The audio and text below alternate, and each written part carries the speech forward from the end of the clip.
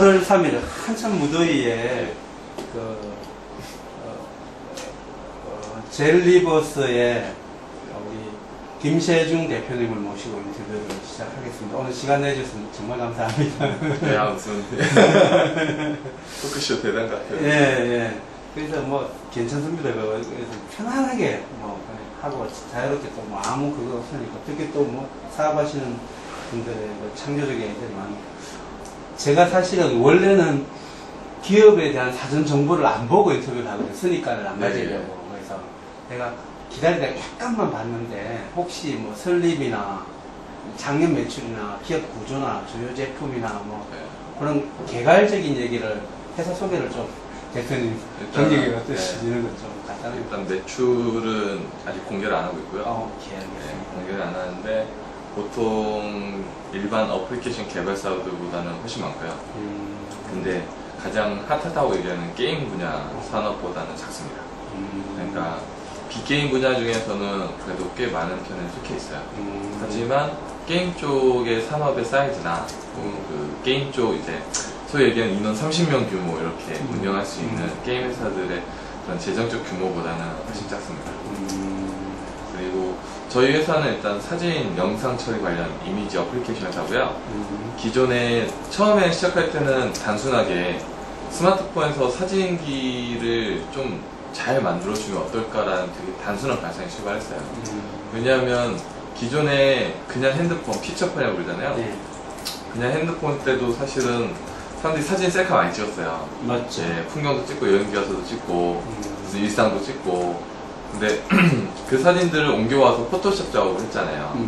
왜냐면 뽀샤시도 하고 막 이렇게 흑백도 하고 혹은 싸이월드나 네이버 블로그나 이런 블로그 올릴 때도 편집하고요. 그게 스마트폰이라는, 사실 정확히 얘기하면 스마트폰이 아니죠. 저는 이제 애플의 아이팟 터치가 그렇게 바뀐 걸 보고 시작했으니까요. 그걸 보고서 아, 이런 게 컴퓨터처럼 조그만 데서 가능하면 사진기도 가능하겠다라는 생각을 했고요. 그러면서 또 이제 당연히 귀차니즘 때문에 사용자들은 점점 핸드폰에 의존을 많이 할 거라 생각해서 10년 정도를 생각한 비전으로 남들이 가지 않는 길을 가장 먼저 가자라는 생각으로 일단 사진을 시작했습니다. 그렇게 해서 하다 보니까 문제가 있었어요. 뭐냐면 그러니까 보통 윈도우 프로그래밍이나 기존의 이제 PC 프로그래밍들은 라이브러리라고 해서 기술적 노하우들이 많이 있었어요. 공짜도 있고. 근데 모바일은 없는 거예요. 그러니까 다 만들어야 되는 거예요. 그러다 보니까 기술적 장벽이 되게 높더라고요. 그래서 저희 기술진 그 당시 3명 있었는데 다 저한테 와서 하소연하는 거 너무 힘들다. 이거 알 수 없어요. 제 능력 밖이에요. 막. 근데 저는 그날 밤 이제 생각하는데 이게 기회 같은 거예요. 뭐냐면 저희가 이건데 다른 회사들이 만약에 시작하면 어떻게 될까?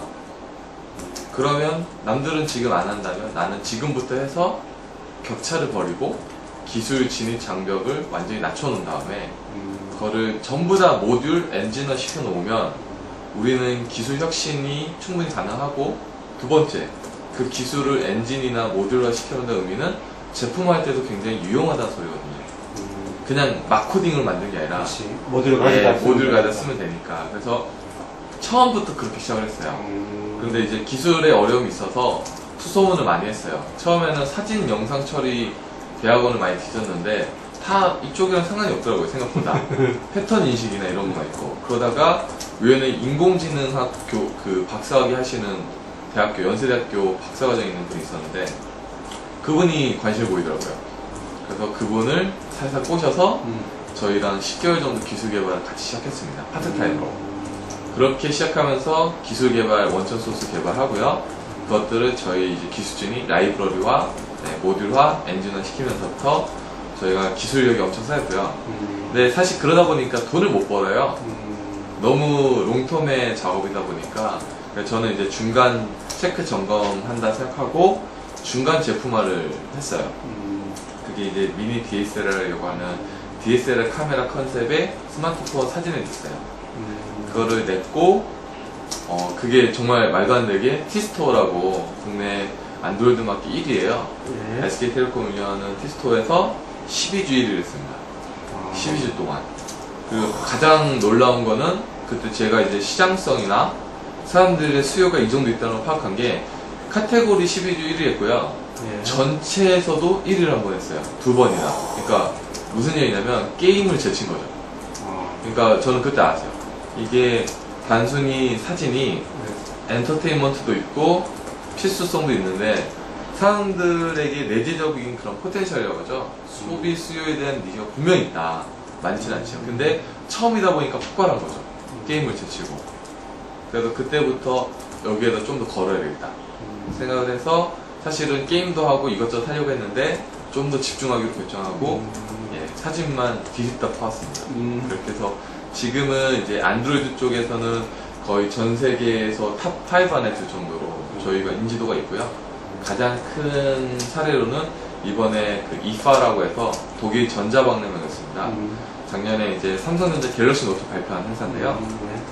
거기에 저희가 삼성전자 메인 파트너로 이번에 그 7개, 세계적인 업체 7개가 참가하거든요. 애플이 이렇게 발표하듯이.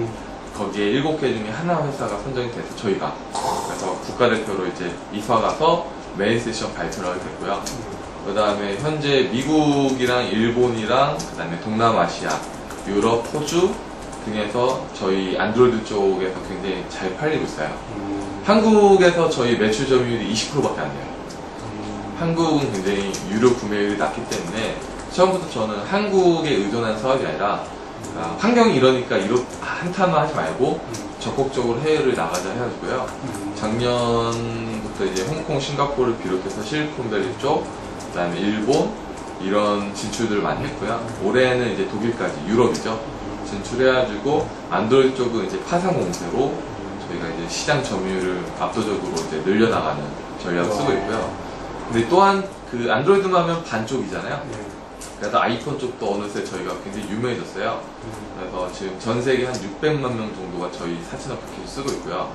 그걸 통해서 향후 이제 계속 비저닝해서 사진 쪽에 대해서 좀 더 성장시키는 계획을 갖고 있고 아마 올 연말이나 내년 초부터는 동영상 쪽도 시작이 될 겁니다. 최근에 제가 이제 친한 패션 디자이너도 있어가지고 패션쇼를 갔더니 사람들이 사진 안 찍고 동영상을 찍더라고요. 그것도 스마트폰으로. 그러니까 그 느낌을 보면서 이거 점점 동영상도 온다. 근데 현재로서는 CPU가 모바일 CPU가 성능이 딸리다 보니까 동영상 이미지 처리하는데 좀 성능 제한이 있어요. 하지만 곧 올 거라 생각해서 저는 이제 미리 준비한 스타일이거든요. 그래서 기술 개발은 시작을 했고 아마 연말이나 내년 초 정도 되면 저 이제 젤리버스 이름으로 된 동영상 어플리케이션을 만날 수 있을 거예요. 그래서 저는 이렇게 해서 사진이나 영상 쪽 관련해서 사람들에게 이제 좀 재미있고 필수적인 걸 생각하고 있어요. 그러니까 근간에 그런 게 있는 거죠. 사진이나 영상이 왜 중요하냐면 사람은 인생을 통틀어 봤을 때 기억과 추억에 의존한 사람입니다. 근데 기억과 추억을 의존하기 위해서 가장 필요한 도구가 바로 저는 일상을 저장할 수 있는 도구를 생각하는데 메모장도 있고요. 메신저도 있고 다양히 있어요. 소셜 네트워크 서비스도 있고요. 저는 그런 서비스 개념이 아니라 그런 서비스의 친구인 바로 메모리를 기억을 만들 수 있는 툴을 제공하는 회사입니다. 그래서 그 툴을 가장 재미있고 완벽하고 감동적으로 만들어주는 게 저희 모토고요. 정확히 얘기하면 사람과 서비스의 매개체가 되는 게 저희 젤리버스의 포지션이라고 보시면 되고요.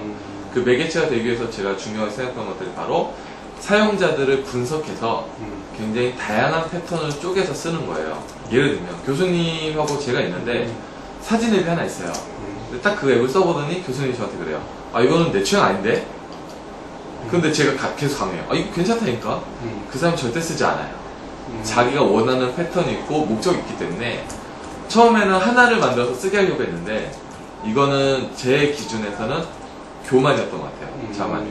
왜? 제품이 사람한테 가야지 사람이 제품에 오라고 하면 안 되거든요. 그래서 하나에다 다 넣자니 너무 복잡해요. 그래서 저는 심플, 펀, 그리고 스피디 이 세 가지가 굉장히 중요해요. 스피드와 펀과 심플. 그래서 사람들의 목적을 쪼개봤더니 대략 한 6가지로 쪼갤 수 있더라고요. 전문가들 취향, 완전 초보자들 입문용, 재미용, 소셜 공유용, 여성용 이렇게 나눴습니다. 여성용은 완전 특화예요. 여자들은 셀카 좋아하고 꾸미는 거 좋아하거든요. 그래서 그 카테고리별로 지금 사진 앱을 내고 있고요. 가장 최근에 낸 게 여성용이에요. 그래서 셀카의 여신이라고 해서 여자들 셀카 찍는 앱이거든요. 그게 출시되자마자 하루 만에 아이폰 앱스토어에서 사진 1위였고요. 유료 사진 1위였고 전체 7위까지였습니다. 그러니까 그거 보면서 이제 제 촉이나 저희 회사의 제품의 감동적인 퀄리티는 증명됐다 생각하고요. 근데 중요한 거는 후발로 계속 내면 기존 앱에 묻혀요. 그러니까 저는 그 마케팅 플랫폼이라고 해서 저희 사진 앱들이 다수니까 이것들을 서로 연동해서 그 다양한 유저한테 다양한 노출의 기회를 만드는 실험을 많이 하고 있어요. 그렇게 해서 저희는 현재 600만 유저의 풀을 가지고 있고 올 연말에는 1200만 명 정도로 늘릴 수 있을 것 같고요. 전체 제 목표는 3년 내에 5천만 명 만드는 겁니다. 그래서 5천만 명 유저풀 만들어서 저희 사진과 영상이라는 핵심 툴 쪽으로는 전 세계 점유율의 40% 정도를 만드는 게 제 개인적인 목표고요. 그게 달성됐을 때 그 다음 계획들은 이제 하나씩 할 수 있는 게 많아질 거라 생각하고 있어요. 네, 그렇게 지금 사업을 진행하고 있습니다. 대표님 전공이 뭐세요? 저는 재료공학이요. 공대입니다. 아, 재료공학. 그럼 재료공학을 하시다가 갑자기 취직 생활을 아예 안 하셨어요? 아니 했죠. 저는 그러니까 좀 히스토리가 있는 게 저는 이제 중고등학교 때는 백댄서라고 해서 춤을 추는 사람이었어요. 그러니까 이제 그 학생으로서 공부를 열심히 했는데 인기 있는 남자가 되고 싶어가지고 좀 인기병이 있어졌어요. 근데 잘생기셔서 아니 그때는 못 나이였어요. 못 나이였는데 그래서 그때는 인기병이 좀 도져가지고 저도 연예인이 되고 싶었거든요. 그래가지고 이제 춤을 추는 사람이 되면 연예인 될 수 있지 않을까 했는데 뭐 그래서 춤을 추게 됐어요. 근데 운이 좋게도 춤을 추면서 좋은 경험을 많이 했어요. 예를 들면 제가 처음에 무대에 섰을 때 환호, 박수, 그다음에 팬클럽도 생기고 제가 자신감이라는 게 그렇게 크진 않았거든요. 그러니까 잘하는 게 있으면 얘기는 하지만 내세우는 스타일은 아니었는데 그렇게 하다 보니까 자신감이 많이 생기더라고요. 무슨 소리냐면 내가 모든 노력을 그러니까 저 그때 되게 미치도록 노력했거든요. 이렇게 미치게 노력하면 되는구나. 사람들이 알아주는구나 라는 자신감이 생겼어요. 공부도 그래요. 공부도 안 하니까 계속 떨어지는데 내가 미치게 하면 잘하지 않을까. 그래서 공부도 포기하지 않고 했고요. 그렇게 두 마리를 쫓으면서 백댄서 하면서 연세대학교를 갔죠. 그래서 그때 그렇게 해서 좀 언론이랑 매거진, 특히 SBS 주병진 데이트라인이라고 99년도에 거기도 출연하면서 공격받았다고요. 저는 그때 제가 연예인들인 줄 알았어요. 막 러브콜 막 너무 많이 와가지고. 근데 이제 막상 좋은 대학을 들어가니까 제 꿈이 좀 변하더라고요. 이 네트워크와 이 환경과 또 내가 지금까지 해온 것들이 재미는 있는데 좀 더 세상에 큰 인물이 되고 싶다라는 자신감과 욕심이 생기더라고요. 그래서 그때 첫 창업을 선배들 제안으로 하게 됐고요. 그때 학교 다닐 때? 대학교 1학년 때 들어가자마자 가을에요. 1학년 1학기는 정말 열심히 놀았어요. 학사경고까지 갈 정도로 정말 열심히 놀았고요. 2학기 때부터는 여름방학 지나니까 허무해지더라고요. 그래서 공부를 할까 고민하던 찰나에 선배들이 제가 그 200명짜리 듣는 수업이 있었어요. 청년기의 갈등과 자기애라고 청갈자라는 대학교 교양 수업이 있었는데 제가 그걸 발표를 했거든요. 근데 발표를 하는데 200명 청중이 1시간 반 동안 완전 자절지게 웃고 막 너무 재밌었던 거예요. 교수님도 아 이거 너무 발표가 너무 잘해서 뒤에 하는 친구들 앞으로 너무 힘들겠다 할 정도 하니까 그거를 그 형들이 본 거예요. 저 친구 되게 똑똑해 보이고 말 너무 잘한다, 스타성 있는데 저 친구를 우리 팀에 끌어들이면 어떨까 해서 저한테 제안을 왔어요. 근데 제가 이제 역제안했죠. 제가 CEO 하면 하겠다고. 그래서 형들이 그 자리에서 고민 엄청 하더니 하래요. 그래서 제가 CEO가 돼서 그 사업 아이템을 키웠죠. 그렇게 해서 이제 대회 그 IT 벤처대회가 있었어요. 대학생 그 창업 벤처대. 무슨 회사였는지 그 회사 이름은 이제 레드필이라는 회사였고요. 그거를 통해서 저희가 이제 상을 받았어요. 뭐 큰 상은 아니고 상을 받으면서 그 아이템이 좀 잘 됐고요. 나중에 그 아이템을 매각했어요. 6개월 반? 거의 한 매각까지 합치면 9개월 만에 매각을, 그때 포스 사업이 많이 없었거든요. 그래서 IT, PC방 뭐 이런 창업들이 많은데 그 관리 프로그램이 없더라고요. 그래서 PC방에는 있었거든요. 그래서 그거를 일반 그 셀러들이죠. 뭐 커피숍이나 이런 데 하는 프로그램을 만드는 걸로 상 받고 그거를 매각해가지고 억 단위로 돈을 좀 만들었죠. 그 억을 이용해서 억이 생기니까 3명이서 n분의 1 쪼개니까 돈이 좀 생기더라고요. 그래서 이거를 10억으로 불리고 싶더라고요. 그래서 그때 제가 잘하는 걸 또 하자 생각해서 이제 춤 좋아하고 음악 좋아하고 연예인 친구도 많으니까 이 자원을 이용할 수 있는 게 뭘까 하다가 클럽을 하게 됐죠. 홍대 클럽을 했고 뭐 짧게 얘기하면 우여곡절 끝에 홍대 클럽도 매각했죠. 예, 클럽 매각해서 돈이 또 몇 억이 모였죠. 그렇게 해서 돈이 많이 모였는데 그때는 제가 굉장히 교만했어요. 왜냐면 하면 다 됐거든요. 그리고 주변에 사람 너무 많고 나를 이제 되게 우상처럼 해주고 잡지에도 나오고 막 이러니까 제가 많이 교만했던 것 같아요. 그래서 사업가라고 생각했던 것 같아요. 쥐뿔도 모르는데 내가 하면 되는구나, 마이다스의 손이구나 라고 생각했던 사업가 것 같아요. 맞죠? 뭐 성공하는 사업. 근데 사실 알고 보면 운이 되게 좋았다는 생각 많이 했고 좋은 사람들이 있어서 가능했다는 걸 알았거든요. 근데 하여튼 그게 너무 심해져서 돈을 더 벌고 싶었어요. 그래서 보석 사업에 투자했다가 뭐 한마디로 얘기하면 이제 개망했죠. 네. 심하게 망했고 신용불량이 됐죠. 근데 빚을 좀 크게 끌어졌어가지고 전 될 줄 알았거든요, 당연히. 근데 이제 그런 이제 광산권 채굴 사업이었고 막 이런 것들에서 문제들이 많이 생기면서 하여튼 부도가 됐어요. 그때 제 은행 빚만 1억 5천만 원 넘게 생기고 해가지고 좀 많이 힘들었습니다. 그래서 그때부터 이제 회사 생활 시작한 거예요. 왜냐면 군대를 가야 되는데 군대 갔다 오면 2년, 그 당시 3년이었는데 빚을 갚을 길이 없는 거예요. 그래서 아 정말 죽고 싶다는 생각 되게 많이 했거든요. 근데 이제 주변에서 좋은 분들이 저에게 이제 제안을 많이 해줘가지고 뭐 이렇게 해서 좋은 회사 들어왔어요. 그게 이제 NHN이라고 하는 회사였어요. 예. 거기서 한게임 쪽에서 엔토이라고 하는 이제 서비스를 만드는 일을 시작했고 우여곡절 끝에 넥슨에서 경특하게 돼가지고 넥슨에서 이제 연봉도 잘 받고 좋은 대우 받으면서 이제 게임 만들었죠. 근데 이 그 NHN과 넥슨의 성장을 이제 옆에서 보다 보니까 저는 이제 사업을 하다가 이제 회사에 들어가다 보니까 회사의 큰 구조나 흐름에 대한 관심이 되게 많았어요. 그래서 그러니까 일개 직원으로 출발했지만 승진하면서 그런 것들을 더 많이 볼 수 있게 됐고 그러니까 제 별명이 넥슨 MBA예요. 넥슨에서 정말 많이 배웠다고.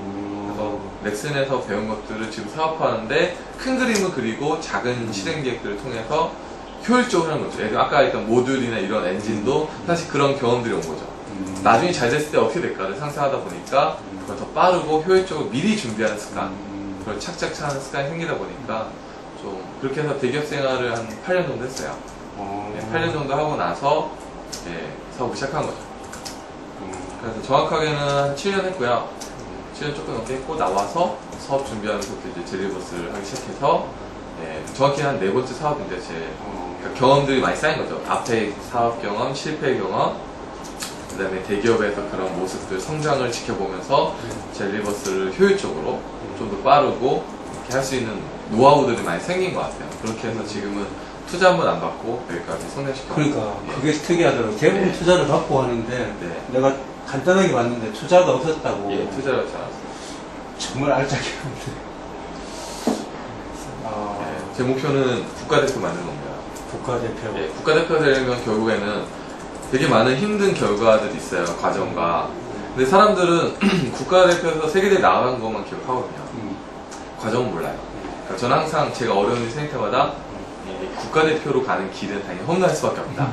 수많은 강적들을, 그다음에 수많은 파트너들과 조력자들이 필요하다는 생각을 하면서 항상 긍정적으로 생각하고 노력하려고 좀 많이 보고 있습니다. 대단하십니다. 와, 참. 그럼 그 NHN에 있으면서 이 사진을 생각을 하셨어요? 아니죠. 나와서 생각을 하시죠? 그때는 저는 목표는 하나 있었어요. 뭐냐면 문화 CEO. 제가 23살 때 블로그에 써놓은 글이 있어요. 나는 문화 CEO가 되겠다라고 NHN에 들어가서 쓴 글이 하나 있습니다. 네이버 블로그에 있는데요. 그때부터 제 목표는 문화 CEO였어요. 뭐냐면 지금도 저는 젤리버스 문화기업이 될 수 있는 문화 컨텐츠 기업이 된다 생각하는데 이 사진이란 툴을 이용하면 사람들 문화가 바뀌어요. 전에는 사진 찍고 PC에서 하던 그 문화죠. 지금은 스마트폰 세계에서 페이스북에 올리죠. 네. 저는 그런 문화를 만든다고 생각하고 있고 그게 사람들한테 즐거움이죠. 와 사진 이쁘다 죽이지. 여자들은 셀카 찍으면서 피부 뾰루지 났는데 아 이거 지워줘. 와 행복하죠. 그런 감성과 문화를 만드는 컨텐츠 기업이 되고 있다고 생각하고 있고요. 궁극적인 제 비전은 젤리버스가 픽사라든지 드림웍스 같이 사람들의 그런 감성을 자극하고 생활에 활력소화될 수 있는 컨텐츠 기업이 되는 게 제 개인적인 비전이에요. 그래서 그때부터 이제 문화 사업, 그다음에 문화 콘텐츠에 대한 고민을 많이 했고요.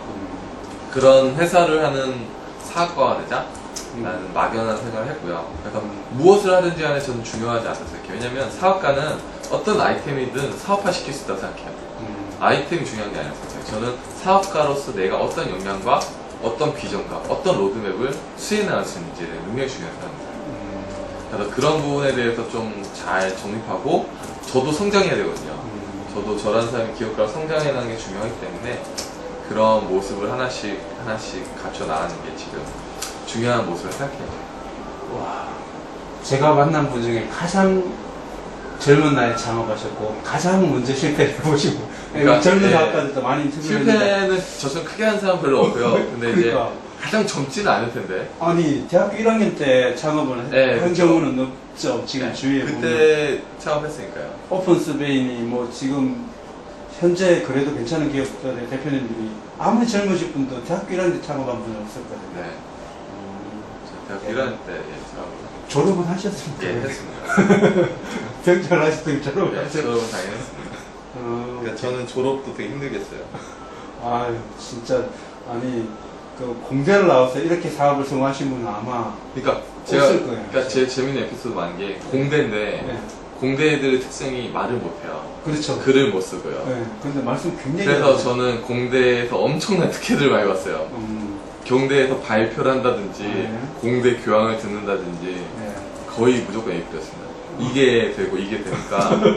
근데 재밌는 게 고등학교 때 진로 적성 검사를 하는데요. 네. 적성 검사를 했는데 저는 이과 적성이 85, 문과 적성이 97이 나왔어요. 100점 기준에. 오, 양쪽 다 있네. 그러면. 근데 이제 문과가 압도적으로 높게 나온 거죠. 네.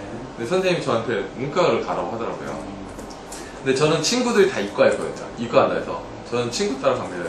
그러니까, 아니, 너 적성이 문과인데 했더니 그때 제가 농담을 했던 얘기가 친구들 사이에 있으면 제가 돋보인다고. 이런 적성이 있기 때문에 이과에 있으면 제가 돋보이지 않겠냐고. 저는 특성이 뭐냐면 남들이 가는 똑같은 길을 싫어해요.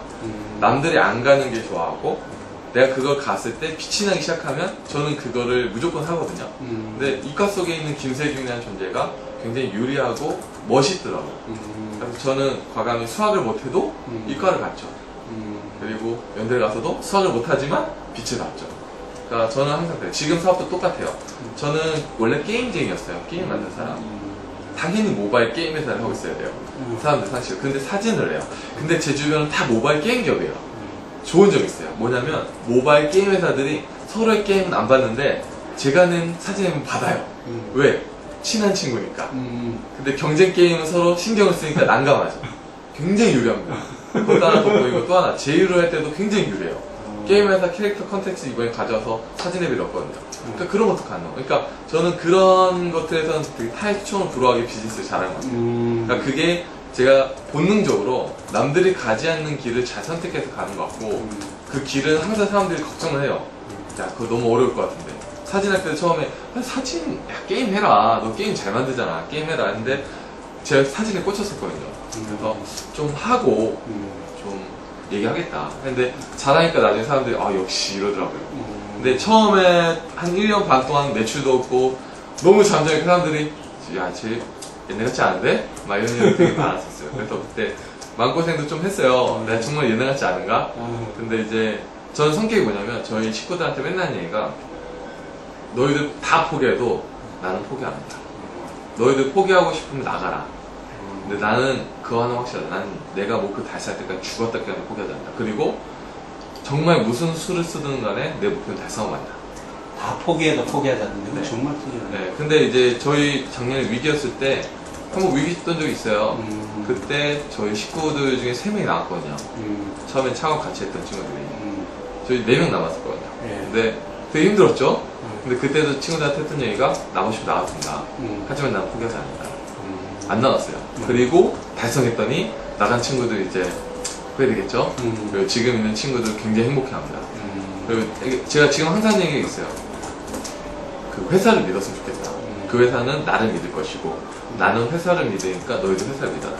나라는 사람을 봤을 땐 나도 사람이 되면서 기복이 생기지만 회사는 꾸준히 간다. 왜? 너희들이 있으니까. 그러니까 우리를 믿어야 되는 얘기 되게 많이 하거든요. 그래서 회사에 집중을 많이 시키고 있고 그런 부분에서 좀 비전이 회사가 어디를 향해 가는지 회사가 무엇에 대한 가치가 있는지에 대해서 항상 얘기를 좀 많이 해요. 그 가치가 되게 중요한 것 같아요. 그래서 저는 비전주의자라고 해요. 비전 없으면 시자 떼야 돼요. CEO에서. CEO 못한다고 생각하고 있고, 제가 비전닝 하려고 노력 많이 해요. 단순히 사진이 어떻게 문화로 가고, 사진이 매출로 가고, 사진이 사람의 삶을 변화시키는 데 대해서 비전이 있어야 돼요. 그래서 비전닝을 되게 중요하게 생각하고, 거기에 중심 많이 하고, 제가 슬럼프에 빠지면 저는 100% 해외 나가요. 해외 나와서 많이 공부하고, 영감 먹고 돌아와서 사람 발전시켜요. 올해도 그래서 싱가포르 갔다 왔는데요. 이번에는 전지현 다 읽었어요.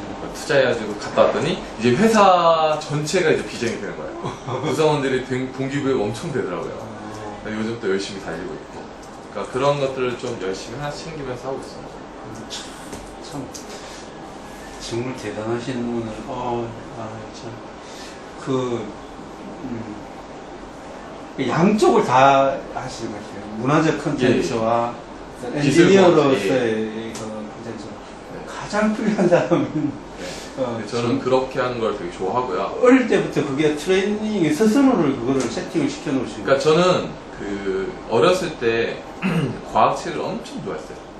근데 그 과학으로 보는 책이 아니라 생활의 과학이죠. 예를 들면 어릴 때 과학책을 보면 기술적인 과학책보다는요, 2015년엔 이런 세상이 열릴 거라는 거 있잖아요. 응용 과학이죠, 어떻게 보면.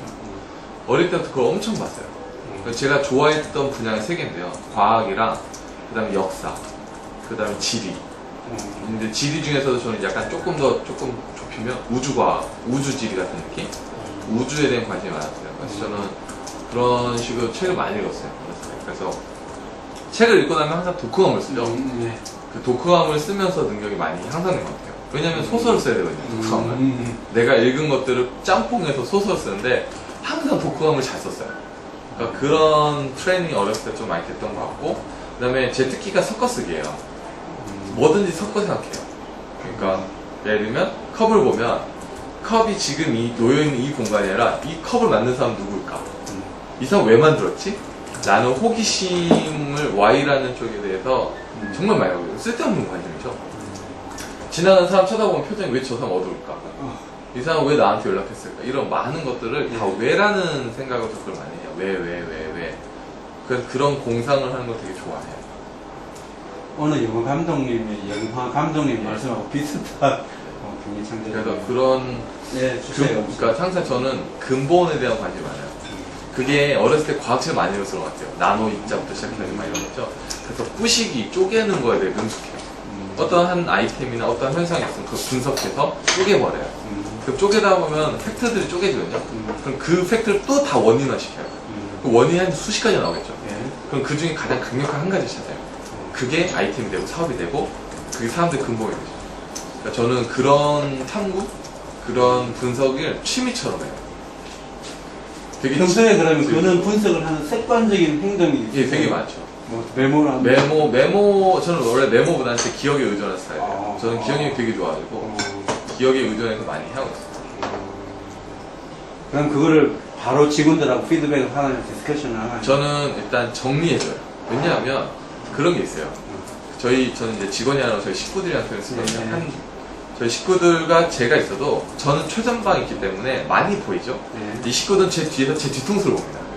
그렇기 때문에 제가 필터를 해준 걸 받아보겠죠.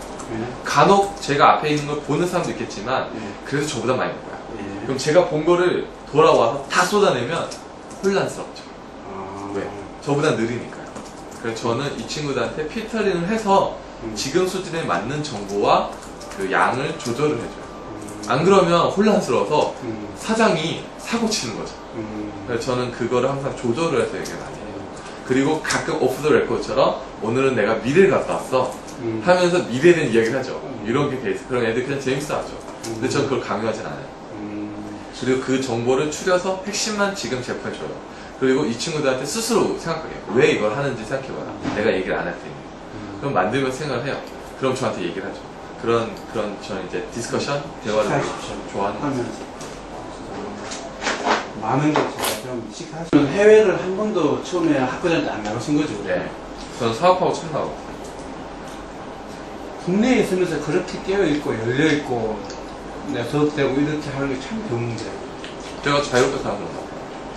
트랩 같은 사고를 하면 살지 않고 남들이 가는 길에 대해서 한 번도 부러워하거나 해본 적이 없어서 약간 그렇게 되지 않았을까 생각합니다.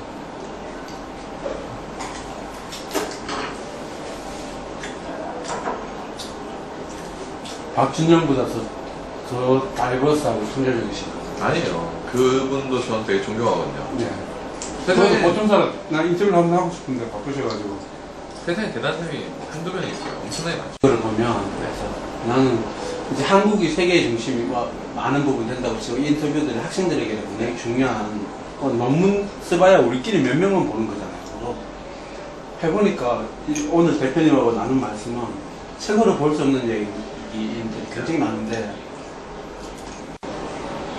그러면 사진을 편집하는 거, 현재는, 그러니까 아이폰이나 안드로이드 폰 내에서의 사진, 그러니까 앱 방식의 사진이다, 그렇지요? 사진 편집도 있고요. 촬영도 있습니다. 사진 촬영, 맞아요. 촬영. 다 지원하고 있어요. 아까 잠깐 말씀하셨는데, 그러면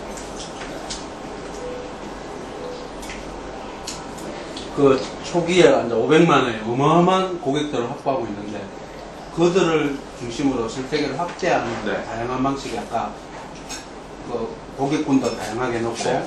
설정하고 확대하는 방식. 여성, 뭐 해외 위주도 국가별로 다양하게 확보하고 있어요. 잠깐만 소개해 주실래요? 제품이 그거에 지금 대표님의 말씀 속에 아이디어가 이렇게 쫙 펼쳐지면서 다양하게 바뀐 것 같아요. 그 제품의 구성이 다이버스해진 것 같아서 간단하게 만든다. 그 본인 그러니까 서류적인 얘기 말고 본인이 제일 처음에 어디에 포커스했는데 이렇게 그게 대표님의 아이디어와 이런 어떤 그걸로 이게 쫙 펴진 것 같아서 제가 한번 궁금해서. 처음에는 이제 저희가 사진을 만들 때 촬영 앱을 만들었어요. 왜냐면 촬영을 하니까요. 그래서 촬영을 많이 만들었습니다. 그래서 히트를 쳤죠.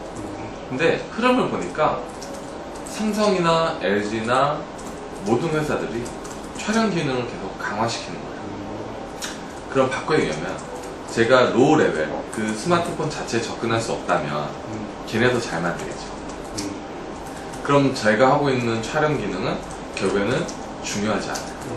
사람들은 결국 삼성이나 LG가 만든 죽이는 기능의 카메라 성능을 쓸 테니까. 그래서 저는 점차 처음엔 그게 히트 쳤지만 삼성, LG가 움직이고 다른 회사 움직이니까 그 흐름을 느끼면서 사용자들이 나중에 필요할 게 뭘까? 그 촬영한 걸 가져와서 편집하는 기능을 더 강화하자 해서 후보정 쪽으로 이제 포커스를 많이 했죠. 그렇게 하면서 이제 흐름이 왔습니다. 그리고 후보정에서도 이제 카테고리를 분화시켰죠. 처음에는 만능 사진 앱을 만드는 스타일로 갔는데 사람들이 어려워한다는 거죠. 컴프레스한 구조에 대해서 어려워하니까 지금 모바일은 버티컬 구조다. 하나의 목표를 쪼개서 버티컬한 지진대들을 세워주는 거다. 사진이라는 것을 우리 앱이 여러 개의 종류가 지지해주면 되겠다. 그래서 편집도 계속 기능을 쪼갰죠. 그렇게 하면서 지금 굉장히 다양한 기능의 편집 기능을 갖고 있는 사진의 종류가 생겼고요. 그것들을 서로 영향을 주고받게 모듈화한 거죠. 서로 유통이 되는 거죠. 그렇죠. 모듈화 시키고 있어요. 그 앱 사이에서는 서로가 이 앱에서 만든 걸 여기다 가져다 쓸 수 있고. 그것도 가능해요. 그것도 가능하고 여러 가지 저희가 챙길 수 있는 것들은 다 진행을 하고 있어요. 현재 비즈니스는 앱 팔아서 돈이 나오나요? 예, 저희는 일단 앱과 광고를 통한 수익이 주 원인입니다. 광고는 앱 속에 달린 광고만. 예, 두 가지가 되고요. 앱 판매를 통한 수익이 저희의 80% 정도 되고 광고 매출이 20% 정도 됩니다. 정말 이상적인, 정말 힘든 거예요. 아니요, 저의 궁극적인 목표는 광고 매출 50% 수익이 올라오는 거예요. 근데 현재 시장 상황은 30% 정도까지는 올라갈 것 같아요. 아니 앱을 실제로 그렇게 팔아서 하는 게 참 드문데. 일단 감동을 해야만 산다 생각하거든요. 예. 저는 감동을 하자 주의고 또 하나는 그 무료 앱들도 유료 수준을 만들어줘요. 근데 광고 붙어있죠. 감동한 사람은 기꺼이 돈을 지불합니다. 그래서 유료 앱을 사죠. 또 하나는 저희 안드로이드 쪽은요 특징이 하나 있어요. 아이폰 쪽은 애플이 굉장히 잘 만들었는데 안드로이드는 특징이 OS와 디바이스 제휴가 달라요. 호환성이 문제가 있죠. 예. 가장 큰 이슈로 이제 메모리 문제들이 있어요. OS가 메모리를 많이 먹고 있어요. 그래서 그 구동하는 프로그램의 메모리가 제한이 되어 있습니다. 그렇죠. 근데 저희는 그 메모리 제한을 극복할 수 있는 기술을 만들었어요. 예를 들면 큰 해상도 500만, 800만 화소의 사진이 있어요. 2000 픽셀이 넘거든요. 근데 삼성전자가 기본 탑재한 포트에이터도 2000 픽셀로 에디팅을 못해요. 1200 정도 줄여버려요. 근데 저희가 인쇄를 하려면 저는 1500 픽셀 이상이 돼야 인쇄가 돼서 사진 출력했을 때 이쁘거든요. 고해상도라고 하죠. 그 고해상도가 근데 메모리 제한이 걸려서 안 되는 거예요. 저희도 작년 여름까지 기술이 없었어요. 그 기술이. 그래서 그때부터 개발해와서 올해 3월달에 런칭을 했고요. 안드로이드 쪽에서는 그 기술력이 주목받아서 지금 폭발적으로 판매가 되고 있어요. 그거 이름이 픽스플레이라고 하는 사진 앱이거든요. 픽스플레이. 예, 픽스플레이라고 하는데 그 사진 앱이 지금 전 세계에서 피처됐고요. 저희가 삼성전자, NTT 도코모, SK텔레콤, 그다음 미국 AT&T, 뭐 유럽에 있는 텔레콤들 다 소개됐어요. 그 정도로 굉장히 유명한 카메라입니다. 그것들이 삼성전자 메인 파트너에서 이번에 2파 나가서 또 하겠더라고요. 그게 또 이제 아이폰으로 출시가 될 거예요. 그래서 저희가 픽스플레이라고 하는 그 근본적인 저희 토탈 솔루션이 있거든요. 그거를 조만간 아이폰으로 출시해서 이걸로 밀어붙여서 스마트 TV에도 출시하고요. 태블릿도 출시해서 그런 유니버셜한 환경을 만드는 게 지금 제 1차 로드맵에 있어요. 그래서 그런 기술력들이 좀 단순히 기술력을 치는 게 아니라 사람들의 니즈를 통한 기술력이라는 거고, 그거를 빠르게 실행해서 잘 만들었다는 게 굉장히 큰 평가를 받아서 가장 중요한 홍보는요, 언론에 홍보하는 게 아니에요. 사용자가 사용자에게 홍보하는 거예요. 예, 그게 이제 바이럴이라고 하는데, 저희는 그거가 이루어지는 그 티핑 포인트는 무조건 감동밖에 없다 생각해요. 감동받으면 사람들이 강요해요. 야, 이거 받아라. 제가 앱이 예. 모바일 사진첩에 예. 캠카드라고 있는데, 외국 학회 가서 외국 교수들 다 불러놓았어요. 예. 야, 받으라고, 이거 예. 다운받아라. 그러니까, 예. 이게 되거든. 받아서 바로 메일링 시스템이 다 되니까 너무 좋더라고. 그런 것처럼. 예, 그래서 그거가 중요하다 생각해서 감동을 시키는 거에 대한 더 엄청 중요한 디테일이 중요해요. 엄청 디테일이 중요해야 돼요. 저희 앱을 써보면요, 앱이 대화하는 것 같아요. 말 거는 것 같아요. 알림창이나 이런 느낌들이 다. 그런 당장 제가 다운받아서. 네, 그런 느낌을 사람들이 진짜 받고요. 감동받고, 트위터 보면 스웨덴의 한 소녀가 지 친구들 3명한테, 야, 젤리버스라는 회사를 검색해서 사진 다 받아. 완전 좋아하면서 막 하는 걸 제가 새벽에 발견했어요. 제가 너무 고맙다고 막 멘션을 써있는데, 그런 식으로 유저들이 강요를 해요. 자기 주변에. 그걸 통해서 저희가 홍보 굉장히 많이 되고, 저희 유료 앱이 가끔 이벤트로 무료로 풀릴 때가 있어요. 그러면 순식간에 200만 명이 되었습니다. 그러니까 그런 효과도 상당해요. 그래서 저는 조만간 이제 또 이제 1200만 명 목표 달성해서 그런 이벤트 좀 하려고 생각 중이에요. 식사하시죠. 아, 진짜. 요거 먹을 때는 그냥 예, 해주세요. 예, 그러세요.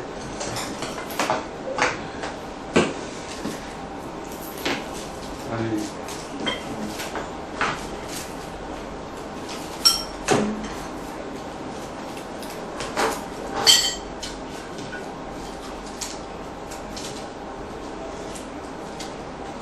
교수님은, 예, 말씀하실게요. 교수님은 예. 이걸 왜 하시는 거예요? 이 인터뷰에 네. 저는 지금은 정확한 신분은 연구원의 교수가 아니죠. 네. 교수를 하다가 연구원에 와서 물론 대학에서 강의를 하고 있어요. 지금 하고 있죠. 이제 기업들이 있는 거예요. 기업들이 새로운 아이디어가 나오는데 우리는 막연하게 연구 개발해서 새로운 아이디어가 나오는데 그거 거짓말이더라고요. 실제로 가보면 누군가가 창조적인 아이디어를 고민하고 네트워크를 연결하고 만들어내는 이런 과정이 있는 것 같아요. 그리고 기업가가 가진 독특한 위험에 대한 태도, 어떤 회사는 특허가 많은 데만 하더라고요. 인터뷰를 해보면. 그러니까 기업의 그 요즘 기술 영역에서는 오픈 이노베이션하는 아이디어가 어디서 오느냐, 그리고 그 오픈 이노베이션 과정에서 기업가 정신이 어떻게 발휘되고 영향을 하느냐. 사실은 기업가가 전부인 거거든요. 중소기업은 특히. 사장이. 예, 사장이 다인 거거든요. 그러니까 투자할 때 날리지 관리 어떻게 하느냐, 기업가 같은 거. 이 두 가지만 보면 벤처 투자를 결정할 수 있다고 할 만큼, 캡탈리스트들의 친구들이 그렇게 이야기한다고. 그래서 그런 것들을 실제로 사례를 모아서 저는 은퇴할 때까지 1000개 정도의 기업을 인터뷰를 하면, 데이터베이스를 하면, 불변의 진리로 기술 경영의 어떤 과학과 같은 불변의 진리로 뭔가를 난리지를 세상에 공유한 내가 뭐 정화할 수 있을까? 사이언스의 논문을 쓰는 게 목표고, 그리고 이 아이디어들이 내가 인터뷰하면서 겪었던 이런 아이디어들이 학생들에게 다 전달이 돼서 학생들이 공부하거나 작업하는데 제가 제가 대구에서 그 제일 큰 신문의 경제 칼럼을 쓰고 있어요. 매일신문이라는 곳에. 거기에서 했는 게 창업 없이 대안이 없다 지금. 대구는 대기업이 오는 도시도 아니고. 근데 굉장히 창조적인 애들이 많은데 다 취직을 한단 말이죠. 사실 거기서 망해지고 뭐 창조성이 없어지고. 근데 어디에서 창조적 아이디어가 어떻게 구현되는지 대표님 같은 분은 좀 인터뷰가 학생들에게 도움이 되지 않을까 그런 거거든요. 무엇보다도 공부가 되잖아요.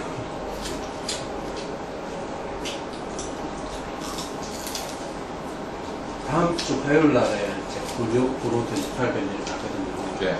거기에 또 뭐 기업 모임에 뭐 가끔 인터뷰도 하고 강의도 하고 해서 서울에 있는 주요 벤처타운들의 기업처럼 상암, 삼성동, 구로, 저 뭔가요? 김장관 하는 데 있는 판교,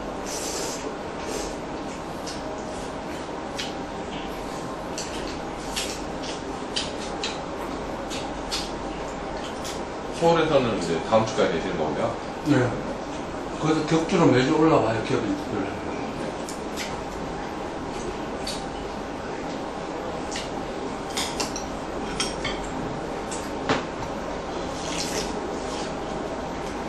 지금은 식구들이 몇 명이에요? 회사에? 7명이요.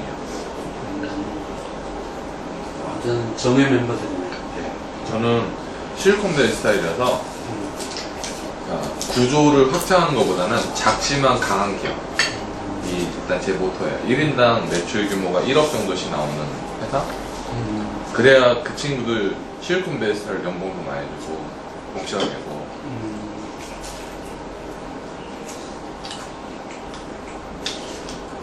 회사의 성장도 걔네 성장도 그렇고 모든 그래프는 리니어하지 않고 이렇게 이런 뭐라고 하나? 이거 베어링을 이렇게 하나? 이런 식으로 올라간다 생각하거든요. 네, 지선수. 네. 그렇게 돼야 되기 때문에 이렇게 만들면 안 되죠. 이런 대비로 늘리면 안 되죠. 저는 그렇게 생각해요. 투자를 안 받고 있는 이유도 스케일러블하게 사업을 키우기를 투자자는 원하거든요. 근데 저는 3년 정도는 더 탄탄히 쌓아야 되지 않나. 그게 젊었을 때부터 사업을 하셔서 그런 것들이 다 축적이 되어 있는 거잖아요. 그러다 보니까 투자 제한도 되게 많아요.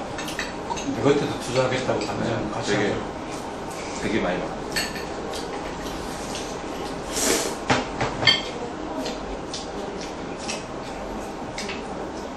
근데 저도 요즘 고민인 게 3년 정도의 비전을 보이는데요. 지금 하고 있는 방식에서 10년 비전을 보이지 않아서 그래서 요즘 또 고민이 많아요. 사진, 그 유저들이 사용하는 사진들 있잖아요. 올리는 거. 네. 그 사진으로 유저들에게 사업할 기회를 주시면 안 돼요? 아직 저도 그런 부분에 대해서는 모르는 게 더 많아서요. 공부를 좀 많이 하려고요. 예를 들어서 이거는 제가 하는 알신샵이 원래 그 의도였는데 네. 사진을 유저들이 올리면 자기 사진으로 사진책도 만들 수 있고 사진으로 뭐 다른 무엇도 만들 수 있잖아요. 사실 사진들이 만들어내는 콘텐츠로서의 가치. 예를 들어서 이북 앱을 통해서 사진책이 된다든지 사진 뭐 원래 제가 사진 트위터가 이 사진 모바일 사진첩 겸 사진 트위터를 하는 게 꿈이었거든요. 안신샵이에요. 제가 엔지니어가 아니어서 그리고 대학 교수가 올인하지 않고 사업을 성공할 수가 없더라고 봅니다. 절대 그 올인이 아닌 방식으로 사업을 되시더라고요.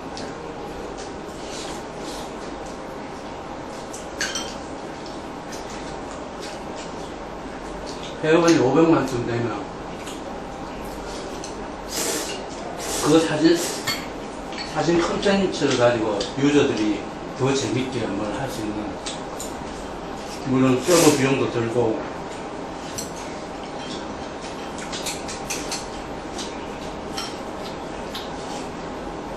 그것까지 하는, 삼성이 사실은 요즘 그거 하잖아. 찍어서 올리면 페이스북에 올리잖아요. 나는 아신샵을 사실 삼성이나 구글에 팔았으면 좋겠다 이 생각을 내가 했었는데, 왜냐하면 사진기 회사는 이제는 사진 가지고는 안 쓴다 이거지. 그러니까 아이폰이나 앱 이런 데서 못 따라오는 고화질의 사진을 모바일상에서 쉐어하고 공유하고 책으로 연결할 수 있는 사진 컨텐츠가 연동되는 사진첩, 그 사진기. 사실은 삼성은, 구글은 뭐 예를 들어서 각종 지금 뭐 인디그램이니 각종 사진첩 회사를 계속 축적하고 있고, 애플도 그러고 있잖아요. 삼성도 언젠가는, 아니 지금 당장 사진 컨텐츠를 어떻게 다루지 않고 사진기만 해서 되지 않을 상황이 되지 않을까. 그래서 사진첩 회사들, 우리나라는 인수에 그런 게 좀 열악하달까요? 인수합병에. 네, 그게 좀 인색하고. 그래서 저는 개인적인 꿈은 젤리버스 통해서 가든 젤리버스 이유가 되든 실리콘밸리에서 한번 사업해보는 게 제 개인적인 소망이 있거든요. 지금 이 비즈로 할 수 있지. 특별한 상황에서 해보는 게 일단은, 그래서 잘하는 걸 좀 더 잘하자라는 쪽이에요. 여러 가지 욕심을 좀 많이 내면 오케이. 네, 흔들림이 좀 많아서.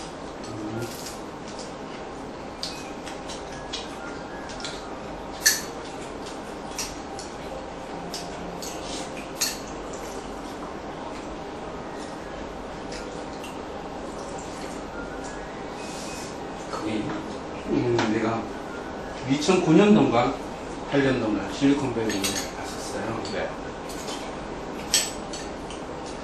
친구가 벤처 캐피탈리스트를 소개해줘서 제 모바일 사진첩 회사를 팔아야겠다. 같이 약간 투자를 받아 사업을 해야겠다. 그 이후 갔다 오고 메일이 계속 오고 뭘 하고 이랬는데 안 되더라고. 근데 그 아이디어는 충분히 걔들은 읽어간 것 같아. 그때 그 과정을 겪으면서의 아이디어. 뭐 아이디어가 뭐 대단한 건 아니니까.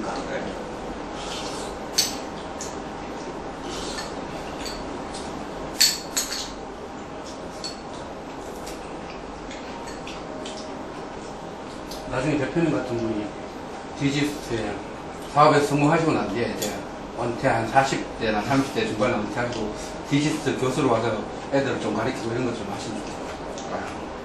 저는 가르치는 건 최대한 제가 하는 걸 좋아해요.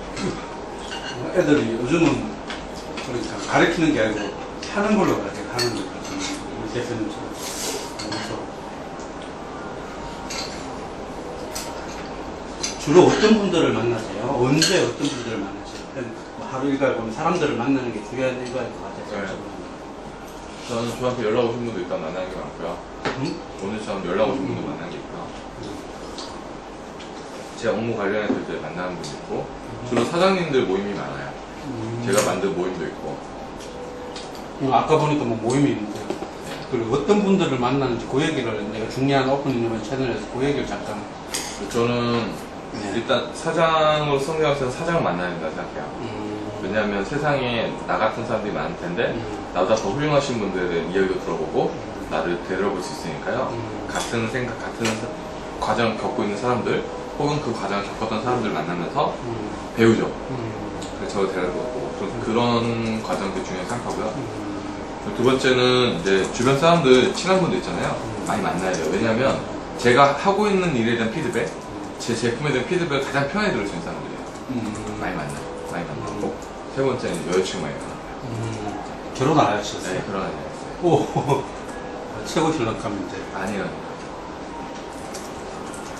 어제 우리 세미나를 했는데, 복잡계 기술 경영 세미나 하는데, 복잡계 세미나 하는데, 우리나라의 100대 대기업의 폰맥이 이야기하면서 중간에 여기 비어있다고 시집안 간 전혀 총각 중에 캔디데이트를 여기 넣으면 된다고 대표님 보이네요. 그래서 정하신 것으로 다이어트 물약하게 수고하다 가봤잖아. 아직 연세가 어떻게 돼? 아직 20대. 아니요, 저 33이요. 저는 이제 장갑하시는. 20대라고 알고 계신 분들도 있어요. 얼굴 몇 개 20대 같으세요? 그냥 하도 언론에서 젊은 창업가 하니까 그렇게 포지션이 된 거죠. 저한테 가장 많이 섭외하는 프로그램이 연애 프로그램, 연애 짝이라든지 케이블 TV 뭐 이렇게 여자랑 하는 프로그램 뭐 엄청 섭외 많이 해요. 작가 PD한테. 오늘 뵈니까 멘토를 그 젊은이들 앞에서 강의, 뭐 멘토로서 이렇게 그런 게 잘 맞으시고. 네, 많이 말씀을 하고 참 잘하시는 많이 하고 있어요. 그렇죠. 네, 멘토링은 되게 많이 하고 있어요.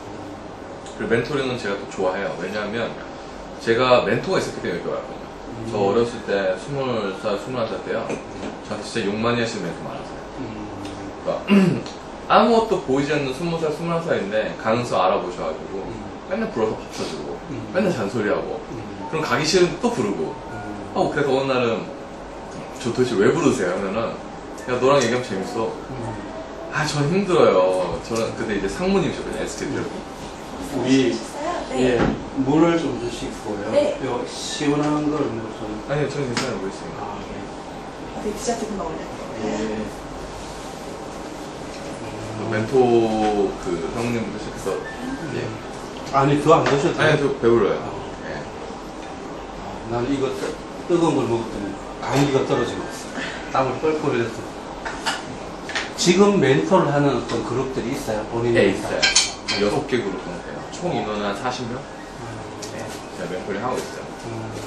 팀만 한 13개 돼요. 하고 있고요. 약간 청년 창업가들. 청년 창업도 있고 아닌 데도 있어요. 근데 주로 청년 창업. 사실 제가 멘토링 하기엔 제 그 업력이나 약하다 생각해서 안 하려고 했거든요. 근데 사실 딱 맞습니다. 근데 아주 우연하게 한 번 했는데 좋아하시더라고요. 제 경험을. 그래서 어렵게 생각하지 말고 잘난 척하는 생각하지 말고 그냥 내가 한 것들 이렇게 공유한다. 그리고 그 사람들 의견을 물어오면 한 사람으로서 그냥 의견을 낸다. 난 정도로 편하게 해보자라고 시작했고요. 지금은 되게 사이좋게 만나면서 의견 교환하고. 또 멘토를 하다 보면 그 친구들한테서 전혀 아무 제한이 없으니까 그 프레시한 아이디어들이 나올 수도 있지 않나요? 제가 그 친구들한테 아이디어 얻는 건 사실 별로 없어요. 왜냐면 힘들어하는 것들이니까. 근데 이제 그 친구들의 고민을 보면서 저한테 위기의식을 느끼죠. 예를 들면 저 친구 사람 때문에 고민했는데 난 왜 안 하고 있을까? 뭔가 있지 않을까? 그런 고민하면 돌아가고요. 그런 위기의식 자극제가 엄청 많이 돼요. 띵까띵까 놀고 앉아있으면 그냥 내가 어떻게 하면 편해질 수 있을까라는 생각밖에 안 하는데 그런 사람들 만나서 힘들어하는 모습이나 과정의 시행착오를 얘기를 하면 나는 왜 저런 시행착오가 없을까? 혹시 내가 못 찾고 있는 거 아닐까? 라는 위기의식을 굉장히 많이 느끼더라고요. 그래서 그거에 대해 돌아오면 항상 도움이 되더라고요. 마지막으로 제가 아까 말씀을 조리 있게 잘하셔서 짧은 시간에 사실 마지막으로 좀 여쭤볼 게 있는데 아까 새로운 비즈니스 모델의 도입 과정을 쭉 설명을 확대하셨는데 마지막으로 청년 창업가들 이렇게 창업을 하려고 하는 사람들 있잖아요. 창업을 하려고 하는데 이 사람들에게 뭘 해라 예를 들어서 뭘 해라 이런 얘기를 좀 그리고 실패하지 않으려면 뭐가 필요하다 이런 것들이 좀 필요할 것 같아서 제가 한번 여쭤보고 싶습니다. 그런 얘기를 잠깐만 좀 그러니까 마지막으로 창업을 고민하는 앱 창업자들이나 젊은이들에게 하고 싶은 말씀을 좀 그러니까 그게 있어요. 그 창업 이전에 고민해야 되는 게 대부분 내가 하려는 게 뭔지를 몰라요. 정확히 얘기하면 법인을 세우죠. 예. 그럼 법인은 뭐냐면 기업이죠. 예. 법인의 소리는 법인에도 주민등록번호 같이 법인번호가 있습니다. 하나의 생명체라는 소리예요. 예. 근데 그 생명체 안에 또 여러 명의 생명체가 또 포함돼요. 그러니까 바꿔 얘기하면 굉장히 많은 다양한 종류의 다양한 수의 사람들, 종류의 물건들, 많은 것들에 대한 인생에 대해서 책임을 지게 된다고 생각해요. 근데 중요한 거는 그런 걸 끌고 가는 그 장자 자신의 인생은 뭐냐는 거죠. 근데 대부분 돌아보면 자기를 몰라요. 자기가 어떨 때 힘들어하는지, 어떤 사람이 필요한지, 누구랑 일할 때 좋은지, 어떤 준비가 필요한지를 전혀 모른다는 거죠. 그래서 저는 그래서 창업하기 이전에 제일 중요한 건 적어도 너에 대해서 돌아볼 수 있는 시간이 6개월은 필요하다고 생각해요. 제가 실패를 했잖아요. 실패를 해서 재기할 때 제가 그런 걸 느꼈는데, 깜깜한 어둠 속에 갇혀있으면요, 뭐가 보이냐면요, 자기밖에 안 보여요. 아무도 안 보이죠. 왜냐면 이 밝은 세상에 나와 있으면요, 온통 보이는 것들이 내가 아닌 남이에요. 다른 세상, 다른 사람들, 다른 삶, 내가 가지지 않은 물건. 그러다 보면 정작 자기들 생각도 없고 갖고 싶은 거, 해야 되는 거, 할 수 있다고 믿는 것들만 보이는 거죠.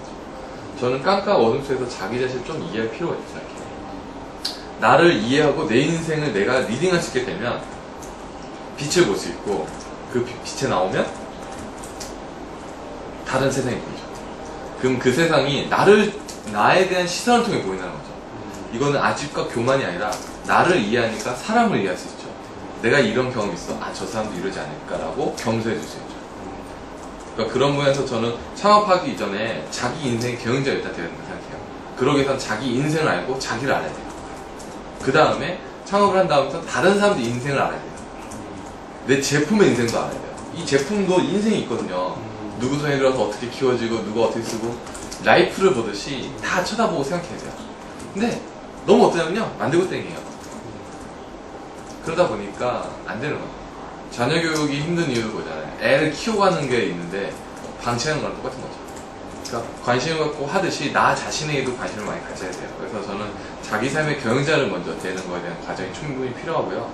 그 다음에 창업을 했을 때는 다른 삶의 삶, 내 제품의 삶, 내 회사의 삶에 대해서 명확하게 그림을 그릴 수 있어야 돼요.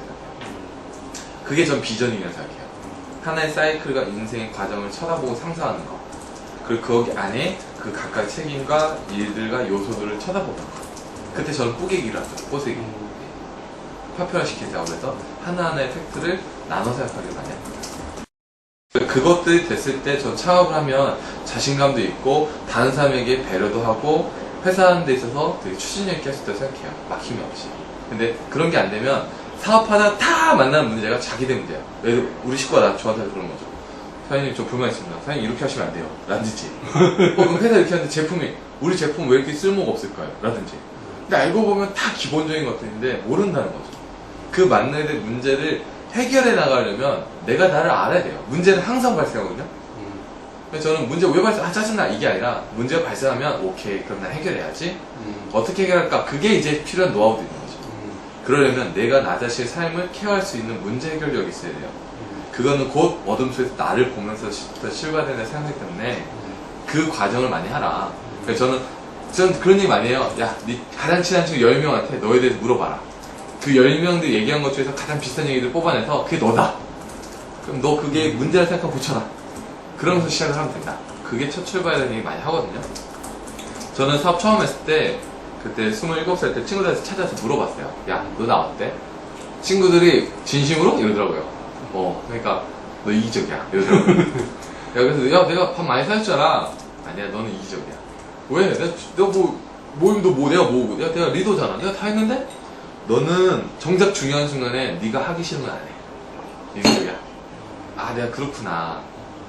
근데 그 얘기를 들으면서 되게 미안함이 크고요. 내가 불쌍한 것 같았어요. 난 왜 그렇게 살았을까? 그래서 그런 생각을 하면서 저에 대한 습관을 고칠 노력을 많이 했어요. 대표적으로 요즘 제 멘토링하면서 하는 얘기가 있는데 9시 인생을 살지 말아라는 얘기예요. 그게 무슨 말이냐면 회사든 학교든 출근과 등교 시간이 정해져 있죠. 어떤 사람은요 1시간 빨리 와서 앉아있어요. 어떤 사람은 그 시간에 딱 맞춰와요. 혹은 늦지 않으면 딱 더 세이프 하면서 되게 좋아하죠. 늦지 않았다. 그 사람들이 와 늦지 않았다. 과연 그게 멋있는 삶이냐 행복한 삶이라는 거죠. 1시간 빨리 온 사람은 그 1시간이 엄청난 인생의 변화를 가져요. 예를 들면 폭설이 내렸어요. 1시간 빨리 온 사람 폭설이 내려도 제 시간에 도착합니다. 9시 도착하는 사람은 10시 넘어오죠. 그거는 맞습니다. 엄청난 차이라는 거죠. 사람에 대한 인식도 다르고요. 근데 제가 그런 얘기를 많이 해요. 근데 중요한 건 9시 인생을 사는 사람들은 8시 인생을 사는 사람들이 어떤 사람인지 모른다는 거죠. 그게 훌륭한 거다. 정작 대단한 사람들은 그 사람이 없을 때 진가가 나오는 거기 때문에 그래서 자연스러운 거다. 그래서 8시 인생에 맞춰 살아라. 9시 리밋을 1시간 빨리 사는. 그런 일 되게 많이 하거든요. 저도 그런 습관 되게 많이 있어요. 짧은 시간에 대표님 인터뷰에 응해주셔서 감사합니다. 감사합니다. 예, 감사합니다.